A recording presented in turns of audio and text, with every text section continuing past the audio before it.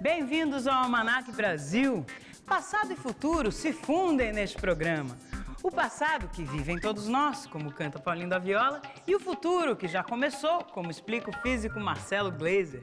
Se quiser fazer com a gente essa viagem de idas e vindas no tempo, seja muito bem-vindo a bordo. Monumentos que contam histórias de diferentes épocas. Um cientista que quebra paradigmas.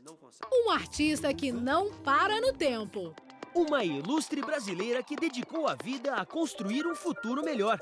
Profissionais que dominam a ciência do equilíbrio. E outros que possuem o segredo da paciência. Ou da persistência. Além do Almanaquias, que possui as 7 chaves da alegria com seus enigmas e desafios. É o Almanac Brasil, que assim como o futuro, começa agora! Dizem que ao terminar sua estátua de Davi, Michelangelo achou a escultura tão perfeita que exclamou "Parla!". Pois aqui no Brasil, nós também temos estátuas feitas com tanta maestria que só faltam falar. Vamos ver algumas.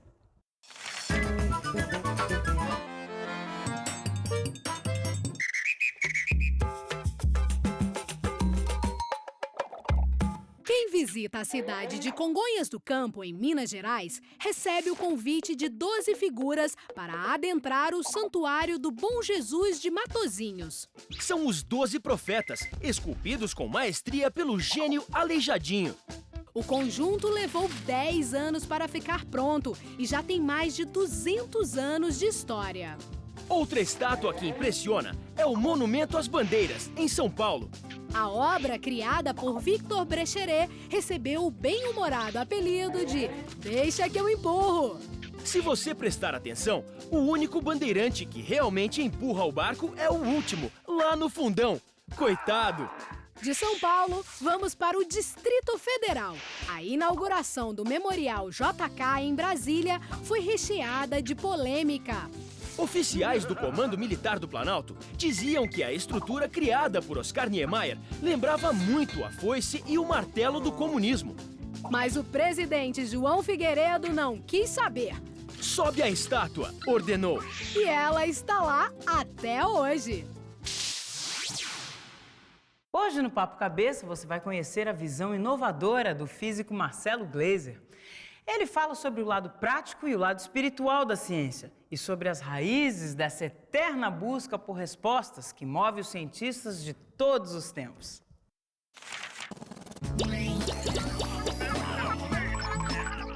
Tem 2 aspectos assim da ciência. Vamos dizer, um aspecto mais prático, né, daquela coisa do dia a dia, das tecnologias, tudo que é digital, tudo que é CD, DVD, iPhone, iPad, iPod, blá, blá, blá, tudo isso vem essencialmente de aplicações da física básica.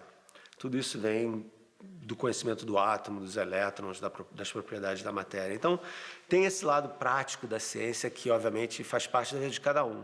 Mas tem um outro lado que é menos conhecido da ciência, que é, vamos dizer assim, um lado mais espiritual, um lado mais de conexão com a natureza, um lado de você se questionar pelo que você não sabe. E, historicamente, a astronomia veio da astrologia, a química veio da alquimia. Então você tem toda uma raiz histórica da ciência que veio de certas preocupações espirituais, religiosas. Tanto que os grandes patriarcas da ciência, vamos dizer, os caras Copérnico, Galileu, Newton, Kepler, esses 4 caras do século XVII, século XVI, eram pessoas profundamente religiosas e usavam a ciência para justificar a obra divina. O problema começa quando você tenta explicar o mundo através da religião ou quando você usa a ciência além do que ela pode. Então, certos cientistas gostam de fazer pronunciamentos assim públicos, né, na mídia e tal, dizendo que nós hoje sabemos como surgiu o universo, ou temos uma teoria de tudo, sabemos explicar uma porção de coisas, e a verdade é que não é por aí, sabe? A ciência tem limites também. Eu sempre falo que a ciência não consegue explicar tudo. E daqui a pouco tem mais Marcelo Gleiser, que volta para continuar esse papo tão interessante sobre ciência. Agora, o Almanaquias tem uma questão trabalhista bastante complexa para propor.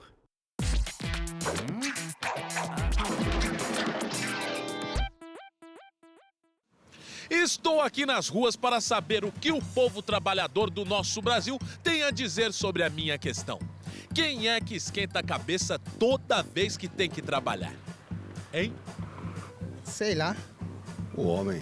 Só sou meu marido. Não sei. Vou dar uma dica aqui pra senhora, é um objeto. Chapéu? Prego.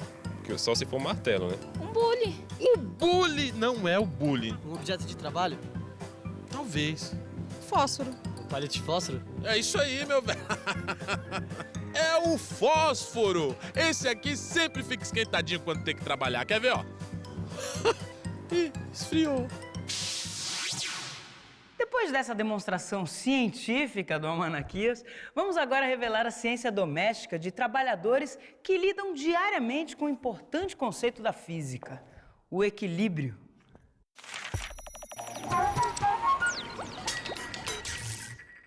Eu aprendi esse domínio, equilíbrio com a bandeja, com a convivência mesmo, né? Todo dia a correria, a bandeja com taça de vinho, com taça de champanhe, que é bem difícil de equilibrar. Eu aprendi dia a dia, trabalhando em várias casas, né? Não foi fácil no começo. Comecei segurando com as duas mãos, né? Se ele colocar na palma da mão, aí os dedos não são utilizados. É mais interessante nos dedos. Você distribui melhor o peso nos dedos. Fazendo assim, eu apoio a bandeja bem centralizada no meio. Aí assim eu apoio, abro bem a mão e eu tenho totalmente o equilíbrio do material que possa vir estar aqui em cima. Os pesados vai no centro da bandeja. O centro de massa é assim um ponto imaginário que, se você apoiar o corpo nesse ponto, o corpo fica em equilíbrio. Se tiver uma garrafa pesada na bandeja, você tira a primeira garrafa pesada, põe na mesa, aí vai tirando os outros mais bandeiras. Se você tira uma aqui e se eu não vejo, ela desequilibra e até pode cair. Esse corpo é totalmente irregular, né? A distribuição de massa aqui não é uniforme. E só existe uma pequena região em que, se eu colocar o dedo, eu consigo equilibrar esse corpo. Se eu posicionar no lugar certo, ele fica em equilíbrio. Então, se você imaginar o garçom segurando a bandeja, ele vai ter que procurar esse tal centro de massa para conseguir equilibrar a bandeja. Agora uma perguntinha para quem acompanha o esporte ao longo dos tempos. Você sabe quem foi o recordista brasileiro de participações em Olimpíadas? Não? O nosso almanaque sabe.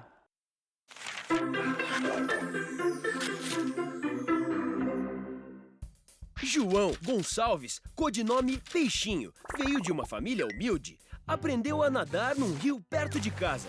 Um dia, foi pego nadando clandestinamente na piscina de um colégio chique de Rio Claro.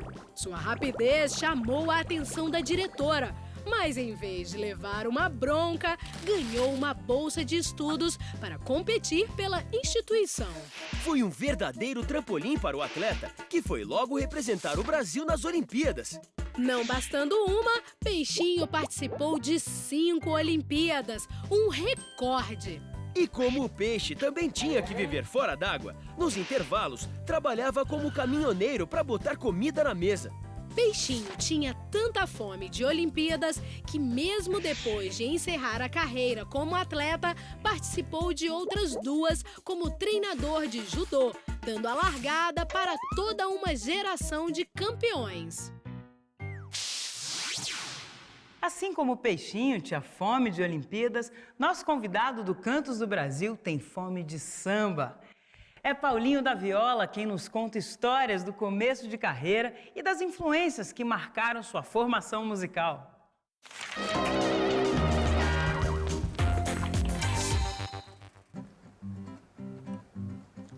Virá num riso de criança ou numa lágrima de dor.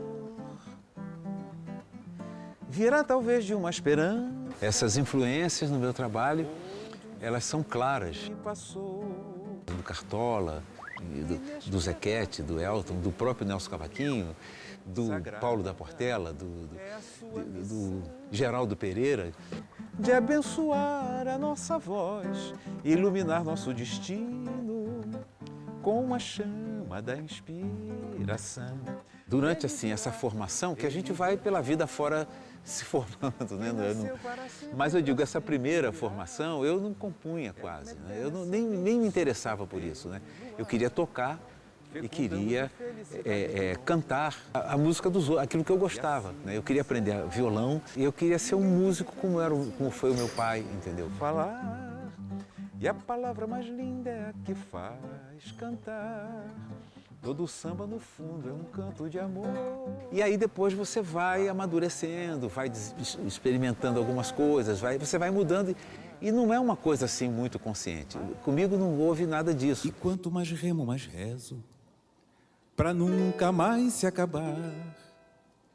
Essa viagem que faz o mar em torno do mar. Meu velho um dia falou com seu jeito de avisar. Olha, o mar não tem cabelos que a gente possa agarrar. E não precisa chorar, que a gente guardou mais um pouquinho dessa entrevista para depois do intervalo. Agora, o Almanaquias pede passagem, conduzindo o nosso Brasiliômetro.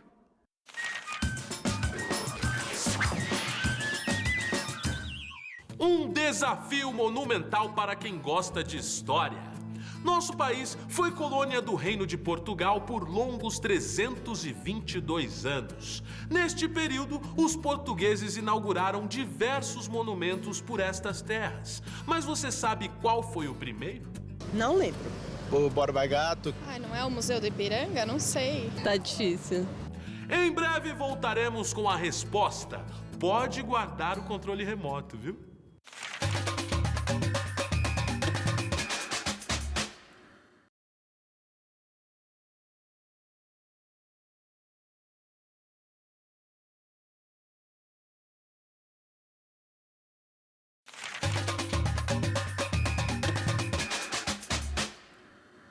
Relembrando a nossa pergunta do Brasiliômetro, qual foi o primeiro monumento inaugurado no Brasil? Lembro da história, né, do pau-brasil, mas monumento mesmo eu não lembro. Fizeram uma cruz quando rezaram a primeira missa. Ok, vamos às alternativas. A. Padrão de Cananéia, em São Paulo. B. Marco de Touros, no Rio Grande do Norte. C. Padrão de São Vicente, em São Paulo. Ou D. Marco da Grande Descoberta, na Bahia. Uma dica: este monumento de rocha branca também é conhecido por muitos como Santo Cruzeiro e veio lá de Lisboa numa caravela. Foi Padrão de São Vicente. Marco da Grande Descoberta. Padrão de Cananéia. Marco de Touros. Isso mesmo! A resposta correta é B, Marco de Touros. Em 7 de agosto de 1501, os portugueses fixaram em Touros, no Rio Grande do Norte, o primeiro marco de posse colonial das terras brasileiras. Para muitos historiadores, é o registro de nascimento do Brasil. Pelo menos para os portugueses, né? Porque os índios já estavam por aqui há muito tempo. Se você acertou esse desafio, vai gostar de conhecer mais alguns monumentos que fazem parte da nossa história. Olha lá no alto do horto, ele está vivo, o padre não está morto. As palavras do rei do Baião, Luiz Gonzaga, podem ser confirmadas por qualquer um que conheça Juazeiro do Norte, no Ceará. Há mais de 40 anos, o monumento a Padre Cícero embeleza a cidade, lá do alto da colina do Horto. No projeto original, a estátua esculpida por Armando Lacerda teria apenas 7 metros, mas foi redimensionada e acabou ficando com 27. Mostrando que era filho de peixe, o arquiteto Alexandre Lacerda, filho do escultor, sonhou mais alto. É dele a autoria da Santa Rita de Cássia, localizada em Santa Cruz, no Rio Grande do Norte. Com 56 metros, incluindo a coroa e o pedestal, ela é considerada a maior imagem sagrada do mundo. Para fechar essa matéria, é claro que não poderíamos esquecer do nosso querido Cristo Redentor no Rio de Janeiro. Mais baixinho que a Santa Rita, com apenas 38 metros, contando com o pedestal, ele ganha em celebridade, retratado como símbolo do Brasil nos 4 cantos do planeta. Inaugurado em 1931, o Cristo foi criado em conjunto pelo engenheiro Heitor da Silva Costa, o artista plástico Carlos Oswald e o escultor francês Paul Landowski. Durante os 5 anos que levou para ser construído, recebeu doações de todas as partes. O resultado foi um símbolo da união entre os brasileiros. E uma das novas 7 maravilhas do mundo, é claro. Para nós, a mais bela de todas. Vamos conversar mais um pouco com o físico e escritor Marcelo Gleiser. Ele nos explica como a curiosidade e as perguntas sem resposta das crianças estimulam a criação do conhecimento científico.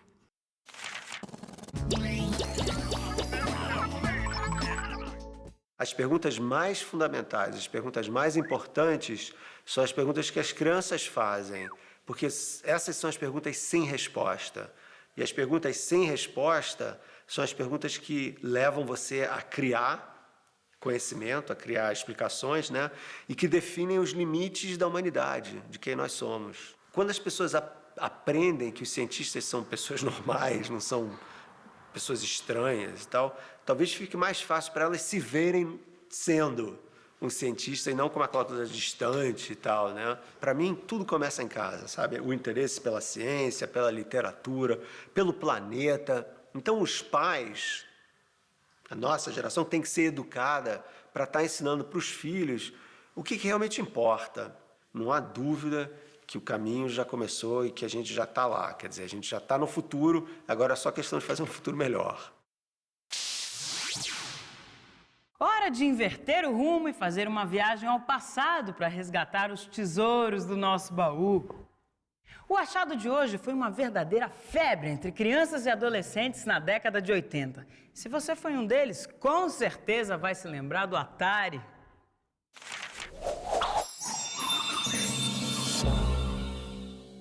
Era um presente que eu ganhei quando tinha, sei lá, uns 5, 6 anos.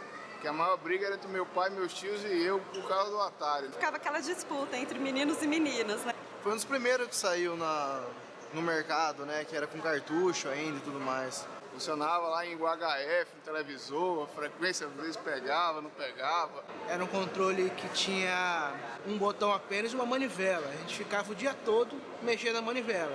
Tinha um joguinho super legal que eu chamava, acho que Pac-Man, que ele ia comendo, assim, umas bolinhas, assim, era muito legal. A gente fazia troca de cartucho também, né? Cada um jogava com o cartucho do outro emprestado também, né? Tinha o Enduro, que esse aí era o fantástico, né? O carrinho de corrida lá. E se não fizesse essa tarefa, eu não jogava o Atari.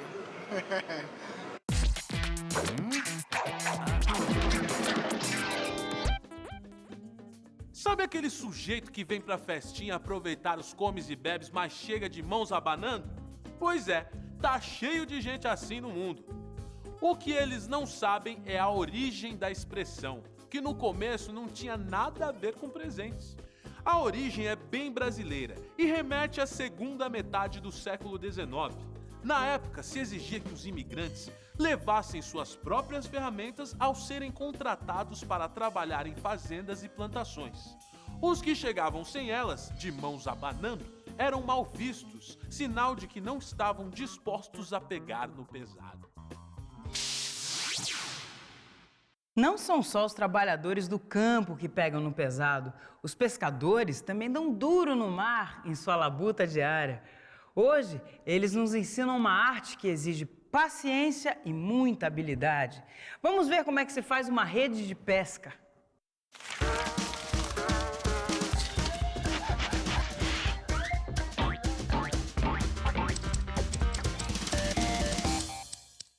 Eu pego a minha agulha, vou encher de fio.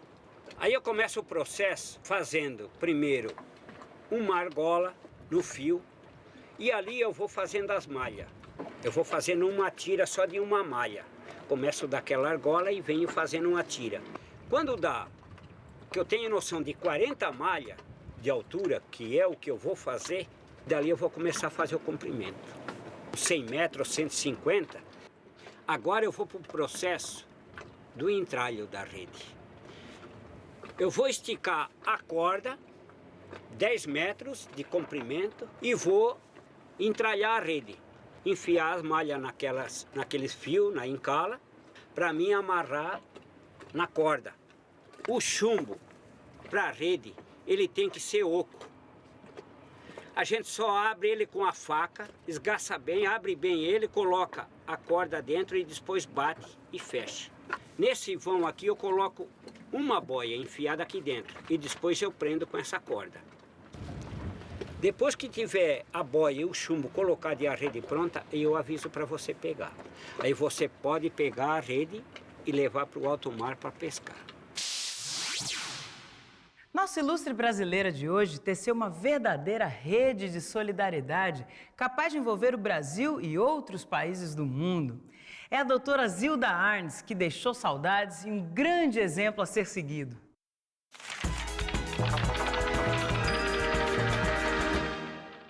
Décima terceira filha de uma família de origem alemã, Zilda Arnes nasceu na cidade de Forquilinha, em Santa Catarina. Formou-se em medicina e, com especializações em sanitarismo, saúde pública e pediatria, se preparou para uma difícil missão: salvar as crianças brasileiras da mortalidade, da desnutrição e da violência. Logo percebeu o poder de uma arma muito simples e eficiente: a multiplicação de conhecimentos. A educação das mães por líderes comunitários se revelou a melhor maneira de prevenir doenças evitáveis e também a marginalidade das crianças. Ao criar a bem-sucedida Pastoral da Criança e, mais tarde, a Pastoral do Idoso, doutora Zilda fez escola. Seus projetos percorreram o Brasil e o mundo e lhe renderam muitos prêmios. Foi indicada até o Prêmio Nobel da Paz. Em 2010, dava uma palestra sobre a pastoral no Haiti, quando um devastador terremoto tirou muitas vidas, inclusive a dela. Mas seu legado e seus projetos permanecem, mobilizando milhares de voluntários que ajudam a transformar a vida de outras tantas pessoas.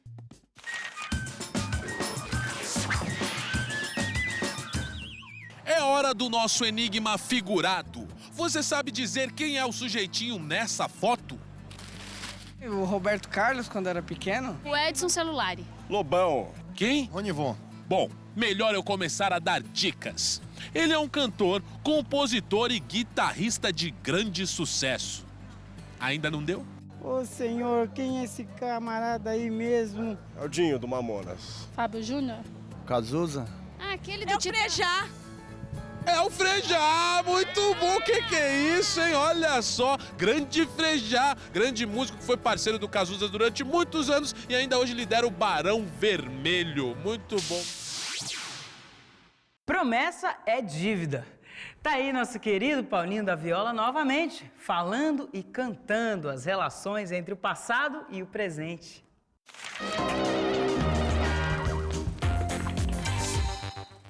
Olha, o mar não tem cabelos que a gente possa agarrar. Não sou eu quem me navega é o mar. Não sou eu quem me navega é o mar. Eu hoje penso um pouquinho diferente, mas o passado, eu sempre respondo assim, dizendo que eu não sinto saudade. E essa resposta provocou algumas reações assim, né? Como uma pessoa não sente saudade?